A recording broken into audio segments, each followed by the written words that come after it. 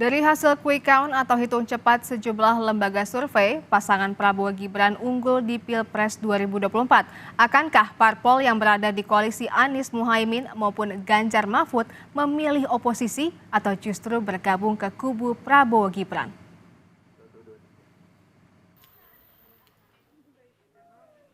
Ada dua pilihan yang bisa dilakukan parpol pengusung masing-masing capres-cawapres usai Pilpres 2024 digelar, yaitu oposisi atau justru berkoalisi dengan kubu yang berpotensi berkuasa. Sekjen PDI Perjuangan Hasto Kristianto menyebut terlalu dini bicara koalisi atau oposisi karena belum ada hasil penghitungan resmi dari KPU. Namun, Hasto mengklaim siap kembali menjadi oposisi seperti saat dua periode pemerintahan Presiden Susilo Bambang Yudhoyono. Ya, dari periode kedua Pak Jokowi ketika kekuasaan terlalu terpusat, itu kan muncul suatu kemampuan untuk melakukan manipulasi. Sehingga kekuasaan dan kritik dalam konteks policy, dalam konteks implementasinya, memang memerlukan suatu check and balances. Ketika PDI Perjuangan berada di luar pemerintahan tahun 2004-2009, kami banyak diapresiasi karena kontribusi terhadap peningkatan kualitas demokrasi itu sendiri. Bahkan satu dikatakan berada di luar pemerintahan itu merupakan suatu tugas yang patriotik. Bagi apa? Pembelaan terhadap kepentingan rakyat itu sendiri. Sementara pengamat politik Rocky Gerung bilang jika PDIP berniat oposisi kembali, harus mengambil oposisi yang lebih radikal dan melepas dari bayang-bayang Jokowi. Kalau memang ada niat untuk beroposisi, lakukan sesuatu yang radikal dari awal itu.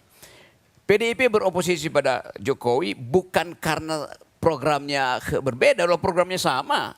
Jadi apa yang mesti dilakukan oleh PDIP sebagai benchmark untuk oposisi? Ya maksulkan Jokowi.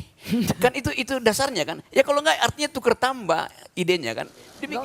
Terkait pilihan oposisi atau koalisi, peneliti dari ISEAS, Yusof Ishak Institute, Yanuar Nugroho bilang sebaiknya parpol pengusung Anies Muhaimin dan Ganjar Mahfud menjadi oposisi.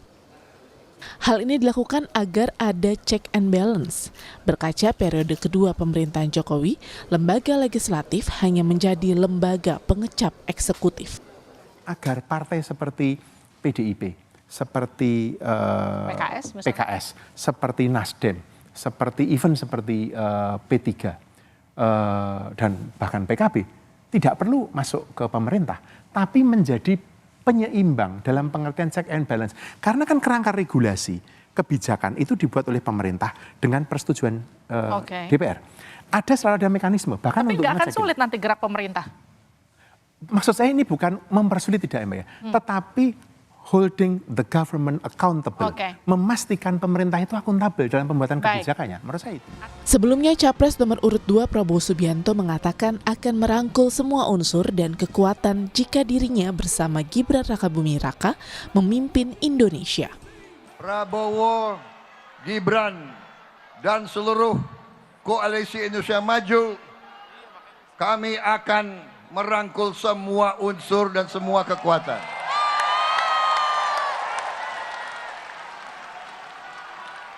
Kami akan menjadi presiden, wakil presiden, dan pemerintah untuk seluruh rakyat Indonesia. Merujuk perolehan suara pileg di KPU melalui sistem informasi rekapitulasi atau Sirekap, hingga pukul 1 siang tadi, partai pimpinan Megawati Soekarno Putri masih unggul, yaitu 16,83%. Sementara P3, parpol yang berada di koalisi yang sama dengan PDIP, mendapat 4%. Di koalisi Anies Muhaimin, PKB memimpin dengan perolehan suara 10,72%. Sementara di koalisi Prabowo Gibran, Partai Golkar memimpin dengan perolehan 14,04%.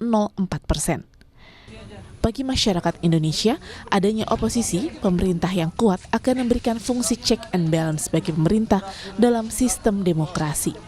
Dengan adanya fungsi check and balance, maka penyelewengan terhadap penggunaan kekuasaan bisa diminimalisasi. Tim Liputan Kompas TV.